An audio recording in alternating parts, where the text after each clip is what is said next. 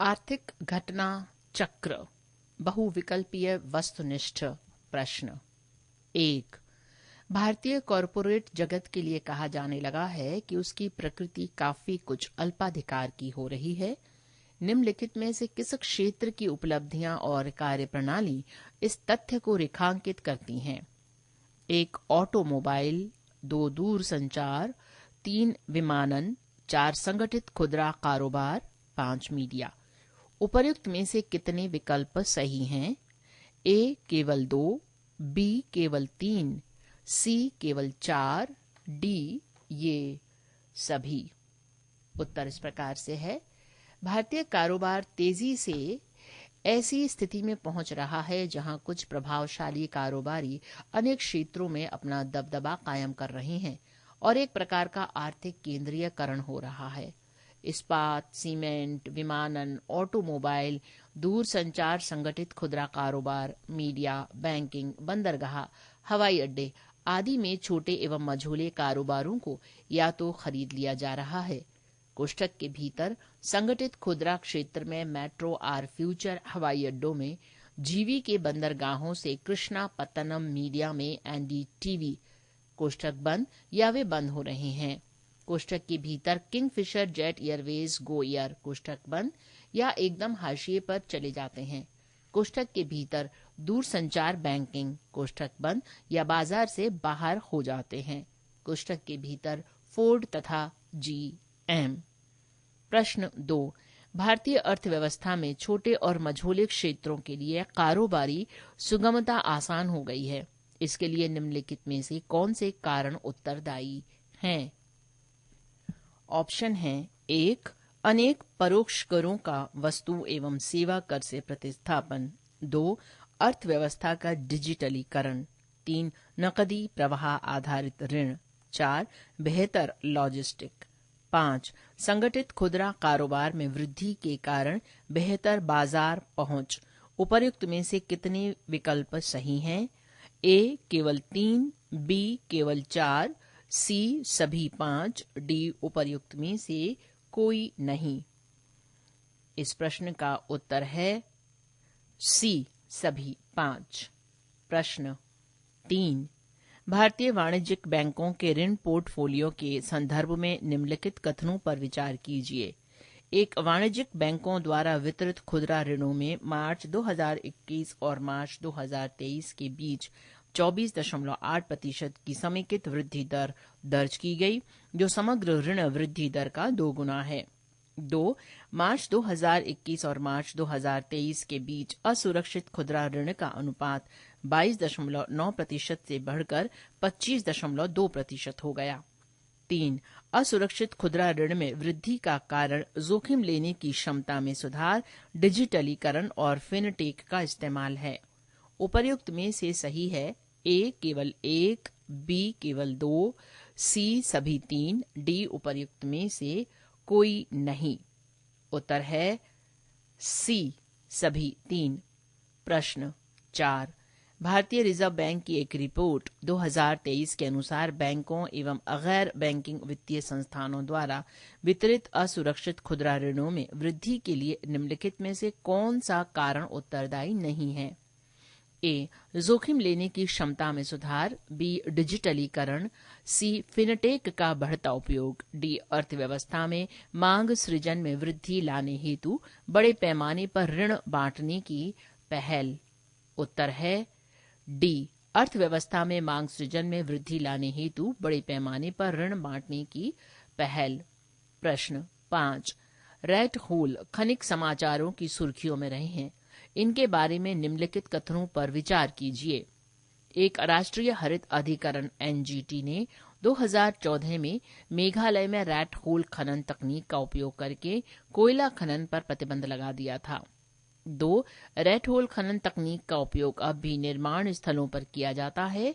3. Red whole खनिकों ने उत्तराखंड में सिलक्यारा सुरंग में फंसे 41 श्रमिकों को निकालने के लिए 800 मिलीमीटर व्यास के पाइप को अंतिम छोर तक पहुंचाया। उपर्युक्त में से सही है ए केवल 1, बी केवल 2, सी सभी 3, डी उपर्युक्त में से कोई नहीं। उत्तर है सी सभी 3। प्रश्न 6, रेड होल खनन तकनीक का प्रयोग निम्नलिखित में से किस कार्य हेतु किया जाता है? 1. 3 से 4 फुट ऊंची संकीर्ण सुरंगों की अवैध खुदाई करके कोयला निकालने के लिए। 2. भूमिगत पानी एवं सीवर के पाइप बिछाने के लिए। उपर्युक्त में से सही है? ए केवल 1, बी केवल 2, सी 1 एवं 2 दोनों, डी उपर्युक्त में से कोई नहीं। उत्तर है सी 1 एवं 2 दोनों। प्रश्न 7, निम्नलिखित कथनों पर विचार कीजिए। 1. संख्या के हिसाब से चलन में कुल नोटों में उच्च कुल के नोटों की हिस्सेदारी 2010 से 2016 में औसतन 21% से बढ़कर 2022-23 में 44% हो गई। 2. चलन में करेंसी के मूल्य के संदर्भ में बड़े मूल्य के नोटों का हिस्सा 2022 से 23 में 90% है। उपर्युक्त में से सही है? ए केवल 1, बी केवल 2, सी 1 एवं 2 दोनों, डी ना तो 1 ना ही 2। उत्तर है सी 1 एवं 2 दोनों। प्रश्न 8, भारत सरकार द्वारा महत्वपूर्ण खनिजों के खनन हेतु खानों की नीलामी का दौर 29 नवंबर 2023 को प्रारंभ हुआ। इस नीलामी में कौन सा खनिज शामिल है? 1. प्लेटिनम समूह की धातुएं। 2. मोलिब्लेडिनम। 3. ग्लूकोनाइट एवं पोटाश 2.5%। 4. लिथियम। 5. नायोबियम। उपर्युक्त में से कितने खनिज इस नीलामी में शामिल किए गए? ए केवल 2, बी केवल 3, सी केवल 4, डी सभी 5।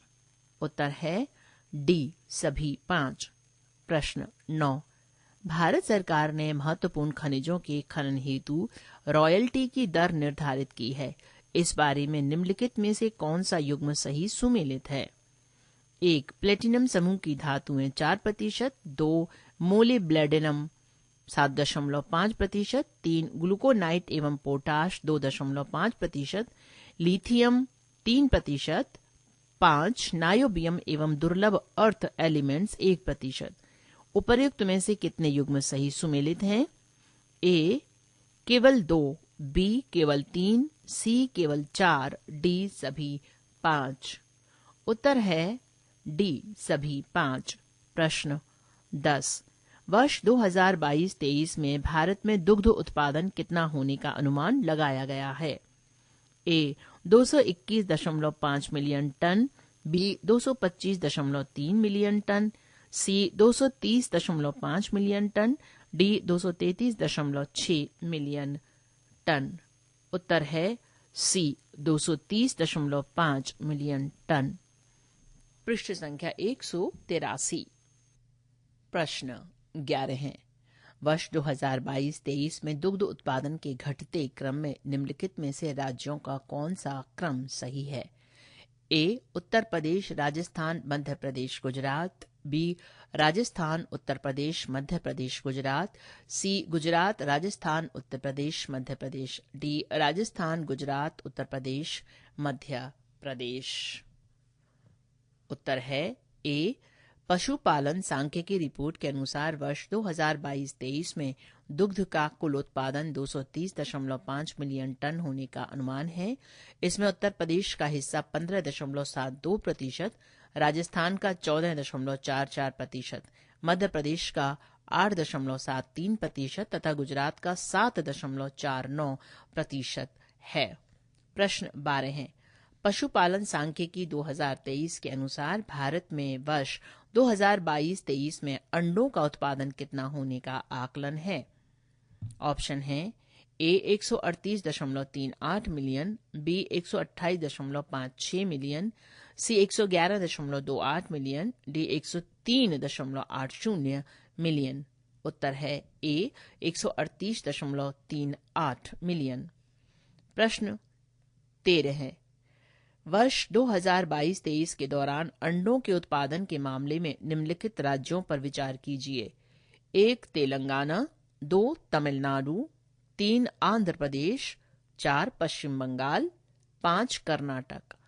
अंडों के कुल उत्पादन में प्रतिशत हिस्सेदारी के बढ़ते क्रम में राज्यों का कौन सा क्रम सही है? ए 3, 2, 1, 4 एवं 5, बी 1, 2, 3, 4 एवं 5, सी 2, 3, 1, 4 एवं 5, डी 5, 4, 3, 2 एवं 1। उत्तर है ए।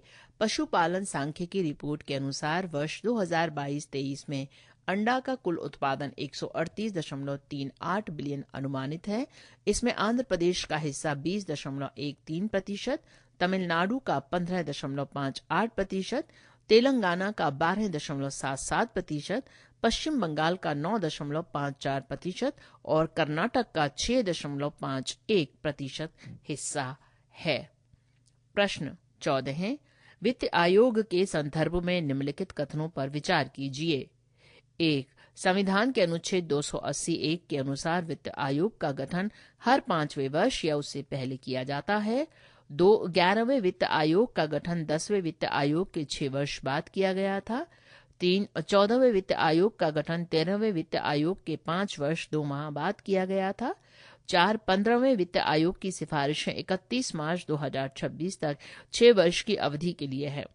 उपर्युक्त में से कौन सा कथन सही है? ए केवल 1, बी केवल 1 एवं 4, सी केवल 2 एवं 3, डी 1, 2, 3 एवं 4 सभी। उत्तर है डी। 1 अप्रैल 2026 से 31 मार्च 2031 तक की अवधि के लिए सिफारिशें देने हेतु 16वें वित्त आयोग की स्थापना की प्रक्रिया शुरू हो गई है। केंद्रीय मंत्रिमंडल ने 29 नवंबर 2023 को 16वें वित्त आयोग के लिए संदर्भ शर्तें तय कर दी। डॉक्टर अरविंद पनगढ़िया को 16वें वित्त आयोग का अध्यक्ष नियुक्त किया गया है। प्रश्न 15 है, केंद्रीय मंत्रिमंडल ने 29 नवंबर 2023 को राष्ट्रीय खाद्य सुरक्षा अधिनियम 2013 के 81.35 करोड़ लाभार्थियों को निःशुल्क खाद्यान्न वितरण की अवधि को कब तक बढ़ा दिया है? ऑप्शन है ए 31 मार्च 2025, बी 31 मार्च 2026, सी 31 मार्च 2027, डी 31 दिसंबर 2028। उत्तर है डी 31 दिसंबर 2028। प्रश्न 16 है, श्री अन्न अनुसंधान संस्थान की स्थापना कहाँ की जा रही है? ए बीकानेर, बी हैदराबाद, सी गांधीनगर, डी रायपुर। उत्तर है बी हैदराबाद। प्रश्न 17 है, महिला स्वयं सहायता समूहों एसएचजी को ड्रोन प्रदान करने की योजना के बारे में निम्नलिखित में से कौन सा कथन सत्य नहीं है? ए केंद्रीय क्षेत्र की इस योजना हेतु रुपए 1261 करोड़ का परिव्यय रखा गया है।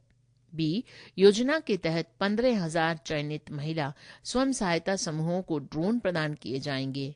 सी योजना की अवधि 2023-24 से 2027-28 तक है। डी इस योजना का सर्वाधिक लाभ किसानों को मिलेगा। प्रश्न का उत्तर इस प्रकार से है, सी योजना की अवधि 2024-25 से 2025-26 है।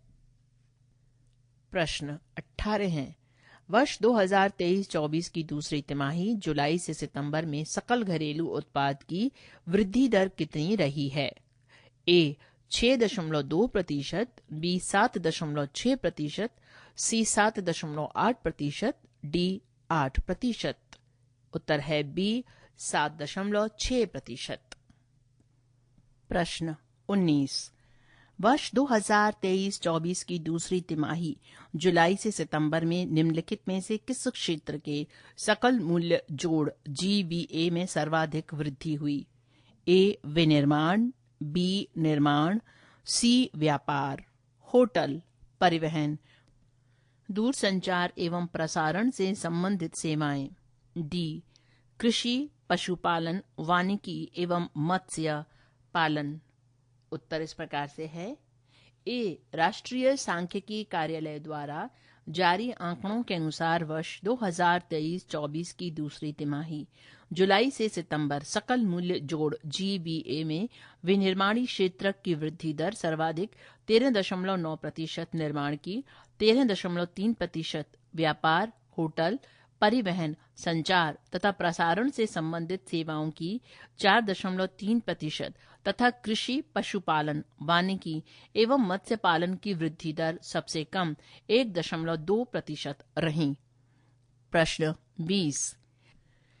विश्व की 20 निम्नलिखित बीमा कंपनियों पर विचार कीजिए। 1. भारतीय जीवन बीमा निगम भारत। 2. चाइना लाइफ इंश्योरेंस कंपनी चीन। 3. Nippon life insurance company Japan. 4. Allianz SE Germany. S&P global market intelligence की एक रिपोर्ट के अनुसार लाइफ एंड एक्सीडेंट तथा हेल्थ रिजर्व के अनुसार विश्व में घटते आकार की दृष्टि से कौन सा क्रम सही है? A 4, 2, 3, 1। B 2, 3, 4, 1। C 1, 2, 3, 4। D 4, 3, 2, 1। उत्तर है A। विश्व में इन बीमा कंपनियों का क्रम है alliance SE $750.2 BN, China life insurance company $616.90 BN, Nippon life insurance company $36.8 BN तथा भारतीय जीवन बीमा निगम $503.07। प्रश्न 21। वर्ष 2023-24 की 5वीं मौद्रिक नीति समीक्षा दिसंबर 2023 में चिकित्सा, स्वास्थ्य एवं शैक्षणिक सेवाओं के लिए यूपीआई लेन देन की सीमा को ₹डैश से बढ़ाकर ₹डैश कर दिया गया। ए ₹50,000, ₹2 लाख। बी ₹1 लाख, ₹2 लाख। सी ₹1 लाख, ₹5 लाख। डी ₹2 लाख, ₹10 लाख। उत्तर है सी। सामान्यतया यूपीआई लेन देनों के लिए अधिकतम सीमा ₹1 लाख प्रति लेन देन है, लेकिन रिटेल डायरेक्ट स्कीम तथा आईपीओ सब्सक्रिप्शंस के लिए ₹2 लाख, पूंजी बाजार, AMC broking, mutual fund, credit card भुगतान, ऋण पुनर्भुगतान, ईएमआई के लिए ₹2 लाख तथा चिकित्सा, स्वास्थ्य एवं शैक्षणिक सेवाओं के लिए ₹5 लाख है। प्रश्न 22। निम्नलिखित पर विचार कीजिए। 1. बैंकों द्वारा अधिक मात्रा में साख का वितरण। 2. निगमित निकायों द्वारा अग्रिम करों का भुगतान। 3. भारतीय रिजर्व बैंक द्वारा विदेशी विनिमय बाजार में हस्तक्षेप। 4. साख की मांग की तुलना में वृद्धिकारी जमा वृद्धि कम करना। उपर्युक्त में से कितने कारणों से बैंकों में तरलता की स्थिति कमजोर हो जाती है? ए केवल 1, बी केवल 2, सी केवल 3, डी सभी 4। उत्तर है डी सभी 4। प्रश्न 23। भारतीय रिजर्व बैंक द्वारा लॉन्च किए गए केंद्रीकृत वेब पोर्टल UDGAM के विकास में निम्नलिखित में से किस निकाय का सहयोग नहीं है? A reserve bank information technology private limited REBIT। B Indian financial technology and allied services IFTS। C सहभागी bank. D national informatics centre. उत्तर है D UDGAM unclaimed deposits gateway to access information एक वेब पोर्टल है जिसे भारतीय reserve bank द्वारा जारी किया गया है। इसकी सहायता से निक्षेपकर्ता अपने दावा न किए गए निक्षेपों को खोज सकते हैं, उन्हें आहरित कर सकते हैं तथा ऐसे खातों को फिर से चालू कर सकते हैं। प्रश्न 24। भारतीय पूंजी बाजार के संदर्भ में निम्नलिखित में से कौन सा कथन सत्य है? 1. भारत में $1 बिलियन बाजार पूंजीकरण वाली कंपनियों की संख्या दिसंबर 2023 मध्य में 500 से अधिक हो गई। 2. बाजार पूंजीकरण की दृष्टि से वैश्विक स्तर पर भारत का चौथा स्थान है। सही कूट है ए केवल 1, बी केवल 2, सी 1 एवं 2 दोनों, डी ना तो 1 ना ही 2। सही उत्तर है सी, जिसमें 1 एवं 2 दोनों हैं। पृष्ठ संख्या 184। प्रश्न 25। सार्वजनिक क्षेत्र के बैंकों द्वारा बकाया ऋणों को अपलिखित रिटर्न ऑफ किए जाने के संदर्भ में निम्नलिखित में से कौन सा कथन सही है? एक, सार्वजनिक क्षेत्र के बैंकों द्वारा वर्ष 2014-15 एवं 2022-23 के बीच रुपए 10.42 लाख करोड़ के बकाया ऋणों को बट्टे खाते में डाला गया। 2, सार्वजनिक क्षेत्र के बैंकों द्वारा वर्ष 2014-15 एवं 2022-23 के बीच बट्टे खाते में डाले गए ऋणों में से रुपए 1.61 लाख करोड़ के बकाया ऋणों को वसूल कर लिया गया। सही कूट है ए केवल 1, बी केवल 2, सी 1 एवं 2 दोनों, डी ना तो 1 ना ही 2। सही उत्तर है सी 1 एवं 2 दोनों। प्रश्न 26, framework for systems of digital public infrastructure के संदर्भ में निम्नलिखित कथनों पर विचार कीजिए।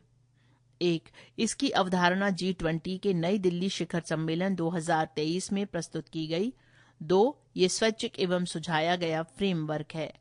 3, G20 सदस्य देशों में संस्कृति एवं सांस्कृतिक विरासत के प्रोन्नयन एवं संरक्षण हेतु डिजिटल प्रौद्योगिकियों को प्रयुक्त करने पर सहमति है। उपर्युक्त में से कितने कथन सही हैं? ए केवल 1, बी केवल 2, सी सभी 3, डी उपर्युक्त में से कोई नहीं। सही उत्तर है सी सभी 3। प्रश्न 27, निम्नलिखित में से किस पहल ने भारत के डिजिटल पब्लिक इंफ्रास्ट्रक्चर में क्रांतिकारी परिवर्तन ला दिया है? 1, unified payments interface UPI. 2, JAM त्रयी JAM trinity. 3, open network for digital commerce ONDC। 4, CoWIN COWIN। उपर्युक्त में से कितने विकल्प सही हैं? ए केवल 1, बी केवल 2, सी केवल 3, डी सभी 4। उत्तर है डी सभी 4। प्रश्न 28, भारत में खाद्य तेलों के उत्पादन में सर्वाधिक योगदान निम्नलिखित में से किसका है? ए, सरसों एवं सोयाबीन। बी, बिनौला, कॉटन सीड एवं चावल की भूसी। सी, गिरी एवं तिल। डी, सूरजमुखी एवं कुसुम्भ। सही उत्तर है ए, सरसों एवं सोयाबीन। प्रश्न 29, भारत में मुद्रास्फीति की गणना के संदर्भ में निम्नलिखित में से कौन सा कथन सही नहीं है? ए, उपभोक्ता मूल्य सूचकांक आधारित मुद्रास्फीति का आकलन राष्ट्रीय सांख्यिकी कार्यालय द्वारा किया जाता है। बी, थोक मूल्य सूचकांक आधारित मुद्रास्फीति का आकलन मुख्य आर्थिक सलाहकार वित्त मंत्रालय के स्तर पर किया जाता है। सी, थोक मूल्य सूचकांक में विनिर्माणी वस्तुओं का अपेक्षाकृत अधिक भार है। डी, उपभोक्ता मूल्य सूचकांक में खाद्य मदों का अपेक्षाकृत अधिक भार है। उत्तर इस प्रकार से है बी, थोक मूल्य सूचकांक और उस पर आधारित मुद्रास्फीति का आगणन उद्योग एवं वाणिज्य मंत्रालय के अधीन आर्थिक परामर्शदाता के कार्यालय द्वारा किया जाता है। प्रश्न 30, मौद्रिक नीति समिति के बारे में निम्नलिखित में से कौन सा कथन सही है? ए, मौद्रिक नीति समिति की वित्तीय वर्ष में 6 बैठकें होती हैं। बी, मौद्रिक नीति समिति में कुल 7 सदस्य हैं। सी, मौद्रिक नीति समिति एक सांविधिक निकाय है। डी, मौद्रिक नीति समिति वित्त मंत्रालय के अधीन है। उत्तर है ए, मौद्रिक नीति समिति प्रमुख नीतिगत दरें निर्धारित करने वाले उच्चाधिकार प्राप्त समिति है, जिसमें भारतीय रिजर्व बैंक के गवर्नर पदेन अध्यक्ष सहित कुल 6 सदस्य होते हैं। 3 सदस्यों की नियुक्ति 4-4 वर्ष के लिए भारत सरकार द्वारा की जाती है। मौद्रिक नीति समिति की वर्ष में 6 बैठकें होती हैं। प्रश्न 31, मुक्त बाजार बिक्री योजना ओपन मार्केट सेल स्कीम के तहत निम्नलिखित में से किसकी बिक्री की जाती है? ए, रासायनिक उर्वरकों। बी, गेहूं एवं चावल। सी, कोयला। डी, पेट्रोल एवं डीजल। उत्तर है बी, मुक्त बाजार बिक्री योजना के अंतर्गत गेहूं एवं चावल की कमजोर सीजन में और कमजोर आपूर्ति को बढ़ाने के उद्देश्य से इनकी कीमतों को नियंत्रित करने के लिए, इनके अतिरिक्त भंडार को कम करने के लिए, खाद्यान्न की भंडारण लागत को कम करने के लिए खुले बाजार में बिक्री की जाती है। प्रश्न 32, निम्नलिखित कारकों पर विचार कीजिए। 1, रेपो दर में कमी किया जाना। 2, सकल घरेलू उत्पाद के सापेक्ष राजकोषीय घाटे में वृद्धि हो जाना। 3, नकदी प्रारक्षित अनुपात में वृद्धि कर दिया जाना। 4, विदेशी विनिमय अप्रवाह में वृद्धि हो जाना। उपर्युक्त में से कितनों के कारण मुद्रास्फीति कम होने लगती है? ए केवल 1, बी केवल 2, सी केवल 3, डी सभी 4। उत्तर है सी। नकदी प्रारक्षित अनुपात में वृद्धि कर दिए जाने से बैंकों को अधिक नकदी भारतीय रिजर्व बैंक के पास जमा करनी होती है, जिससे उधार देने की क्षमता घट जाती है, जिससे बाजार में मुद्रा की आपूर्ति घट जाती है और मुद्रास्फीति कम होने लगती है। प्रश्न 33। निम्नलिखित में से कौन सा कथन असत्य है? ए, वर्ष 2020-21 में भारत में राजकोषीय घाटा सकल घरेलू उत्पाद का 9.2% था। बी, वर्ष 2023-24 अ में राजकोषीय घाटा सकल घरेलू उत्पाद का 5.9% अनुमानित है। सी, वर्ष 2023-24 में राजकोषीय घाटे को कम करने के लिए सामाजिक क्षेत्र पर सार्वजनिक व्यय में भारी कटौती की गई है। डी, वर्ष 2022-23 एवं 2023-24 में कर राजस्व में वृद्धि होने से राजकोषीय घाटे के स्तर को कम करने में मदद मिली है।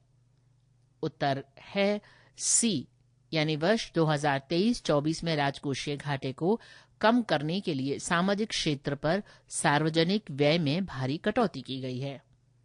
प्रश्न 34। सेल ब्रॉडकास्ट अलर्ट सिस्टम का अनुप्रयोग निम्नलिखित में से किस आपदा के दौरान नागरिकों को सचेत करने के लिए किया जाता है?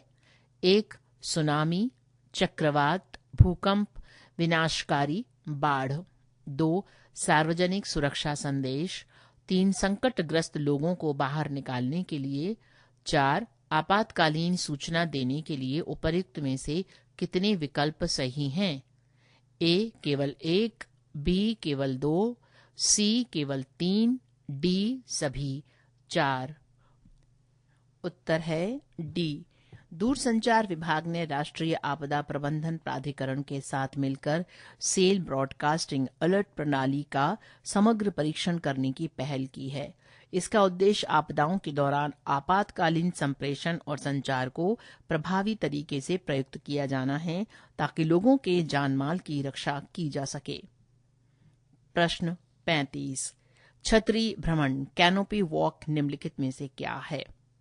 ए, कर्नाटक राज्य के उत्तर कन्नड़ जनपद में स्थित कालीबाग अभयारण्य में विकसित एक भ्रमण क्षेत्र। बी, चेरापूंजी मेघालय के जंगलों में विकसित भ्रमण क्षेत्र। सी, कश्मीर में बर्फीले क्षेत्रों में एक भ्रमण गलियारा। डी, एलप्पी केरल में बैक वाटर में रैन बसेरा।